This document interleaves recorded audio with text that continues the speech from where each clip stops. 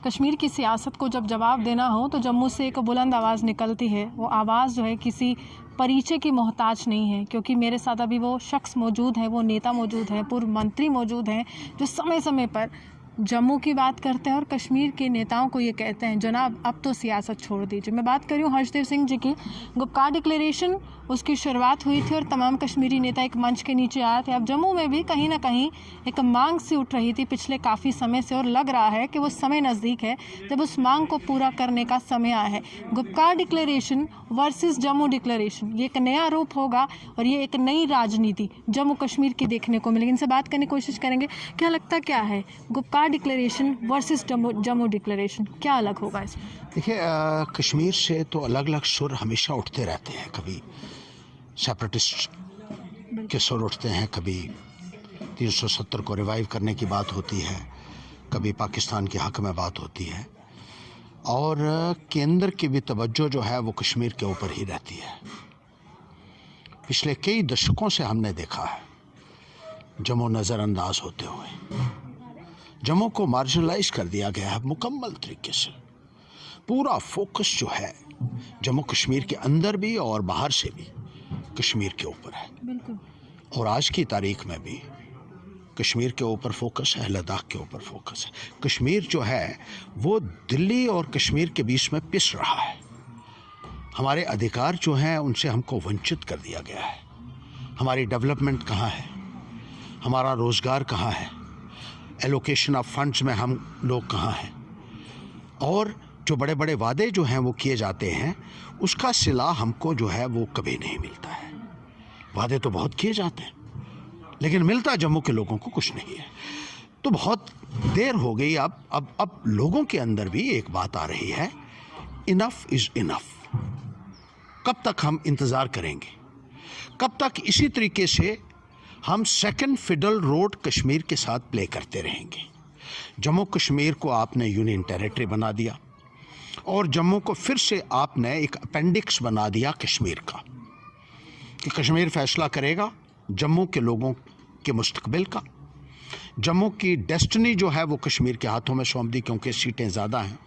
और अभी भी आपने कह दिया 2011 के सेंसस के मुताबिक डिलिमिटेशन होगी, और जो सीटें बढ़ाने की आप बात कर रहे हैं साथ, उसमें भी जम्मू को क्या मिलेगा, it is anybody's guess.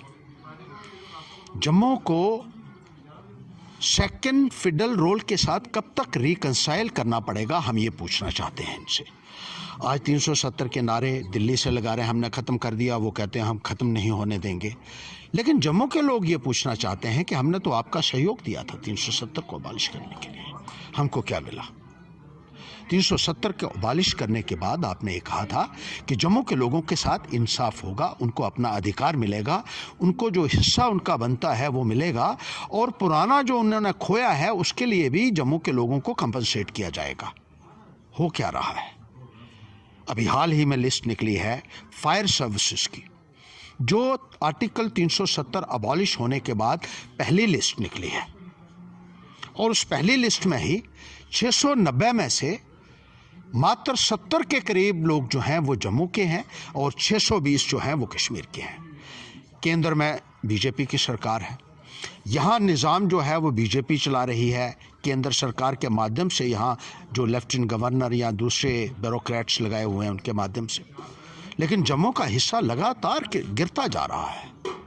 Jammu के लोग आज की तारीख में ये महसूस करते हैं कि उनकी समस्याओं का समाधान तभी हो सकता है जब जम्मू को अलग राज्य का दर्जा मिले। कश्मीर के खिलाफ कोई नहीं है। आप मुझे एक बात बताइए, जब जम्मू कश्मीर पुनर्गठन अधिनियम की बात की गई थी, जम्मू कश्मीर को पुनर्गठन कर दिया गया था, 2 हिस्सों में बांटा गया था, तब यही कहा गया था कि विकास होने वाला है। तमाम केंद्रीय मंत्री, अगर हम करें 40 से ज़्यादा केंद्रीय मंत्री जम्मू कश्मीर के दौरे पर थे और ये कहा जा रहा था कि विकास होने वाला है। तमाम वो बातें गिनाई जाती, एडवांटेजेस गिनाई जाती, जनाब ये आपको देखने को मिला। लेकिन ज़मीनी हकीकत क्या वो सब झूठे साबित हुए? देखिए, सारे के सारे जो इनके दावे थे, सारे के सारे नारे जो हैं वो खोखले साबित हुए, वो जुमले साबित हुए। ये मैं नहीं कह रहा हूँ, ये आम आवाम जम्मू का कह रहा है। आप देख लीजिए, हर चौक के ऊपर आपको धरने प्रदर्शन होते हुए मिलेंगे। चाहे वो किसान की बात ले लो, धरने पे बैठे हैं, मज़दूर धरने पे बैठे हैं, नौजवान धरने के ऊपर बैठे हैं, मुलाजिम धरने के ऊपर बैठे हुए हैं, जो डेली वेजर्स हैं वो धरने के ऊपर बैठे हैं, युवा जो हैं, जो विद्यार्थी हैं वो धरने के ऊपर बैठे हैं। सिविल सोसाइटी जो है वो अपना रोष जो है वो अपने तरीके से व्यक्त कर रही है। ट्रेडर्स के अंदर एक घोर निराशा है।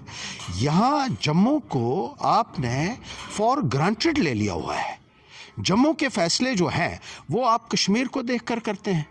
कश्मीर में हालात ख़राब हैं तो जम्मू में 4G कनेक्टिविटी को आपने बंद कर दिया।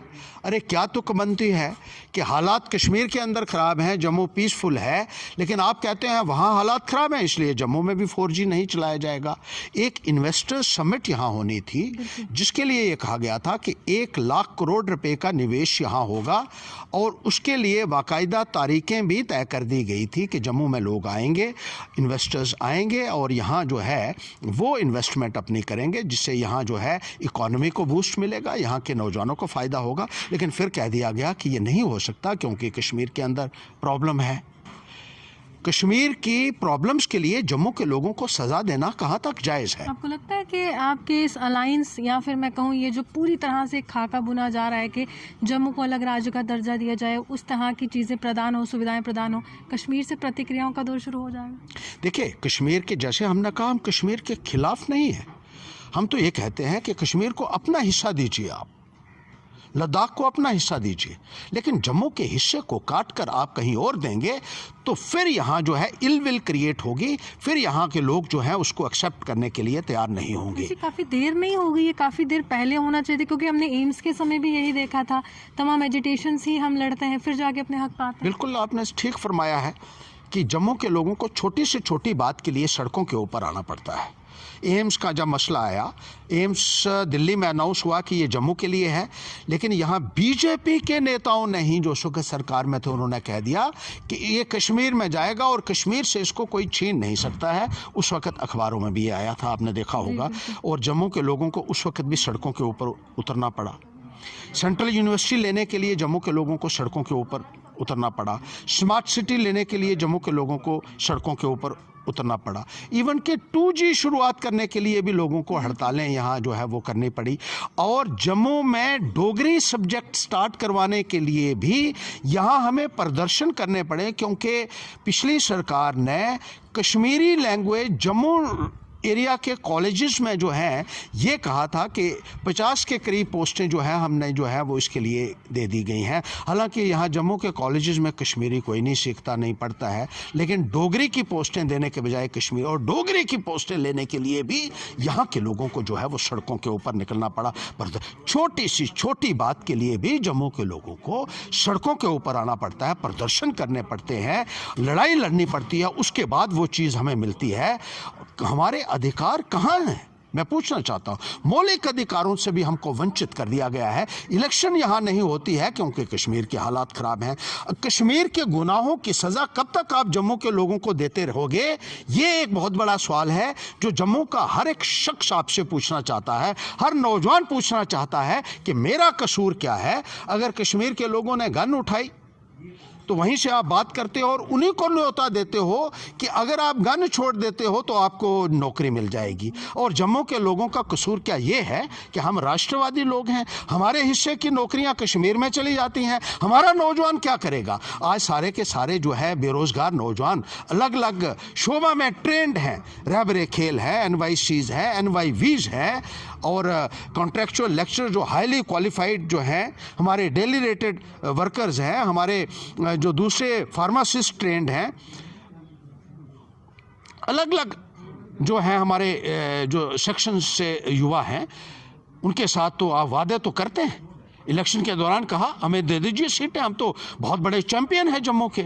जो चैंपियन जम्मू के बने उन्होंने ही हमको धोखा दे दिया, 25 सीटें ली, 2 मेंबर पार्लियामेंट बने। विश्वास कर पाएंगे जम्मू के लोग कि ये नेतागिरी है और ये सियासत है? हम तो वोटिंग सिस्टम में तब पार्टिसिपेट करते हैं। आप कहते हैं लोकतंत्र का सबसे बड़ा पर्व है, हमारी ताकत है, और हमारी ताकत का इस तरह का इस्तेमाल। देखिए, जब हम जम्मू के लोग जो हैं, ये सबसे पहले इकट्ठा होना होगा, हमको एक मंच पे आना होगा और ठीक लोगों को आगे लाना होगा।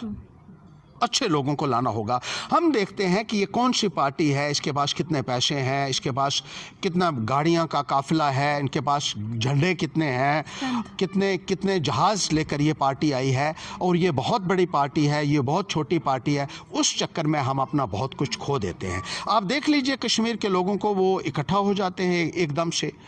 अब एनसी पीडीपी जैसी पार्टियां जो एक दूसरे की जो है वो ज़ाती दुश्मन मैं कहूँगा थी, वो एक मंच पे आ गई और उन्होंने कहा कि कश्मीर के लिए लड़ाई इकट्ठे लड़ेंगे। तो जम्मू के लोगों को क्या प्रॉब्लम?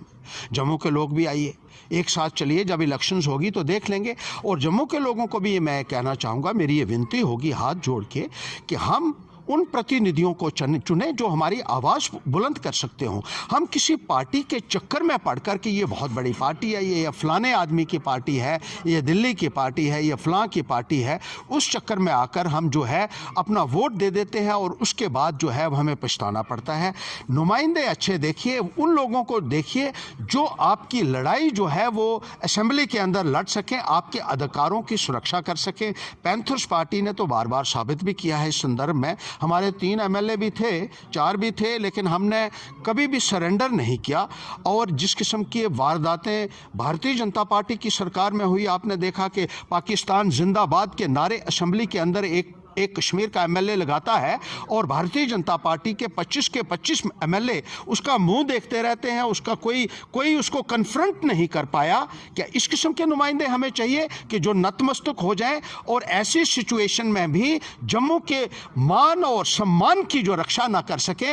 हमारे डोगरे तो ये कहते हैं कि हमारा सर ऊंचा हमेशा रहना चाहिए, चाहे और कुछ कर लो, लेकिन जो पगड़ी हमारी जो है ऊंची रहनी चाहिए। अगर हमारे नुमाइंदे ही हमारा जो हमारा आत्मसम्मान तक जो है वो गवा देंगे, तो फिर किस तरीके से हम उनको नुमाइंदगी के लिए जो है वो किस मुंह से आगे आते हैं और किस तरीके से हम उनको एक नुमाइंदा जस्टिफाई कर सकते हैं?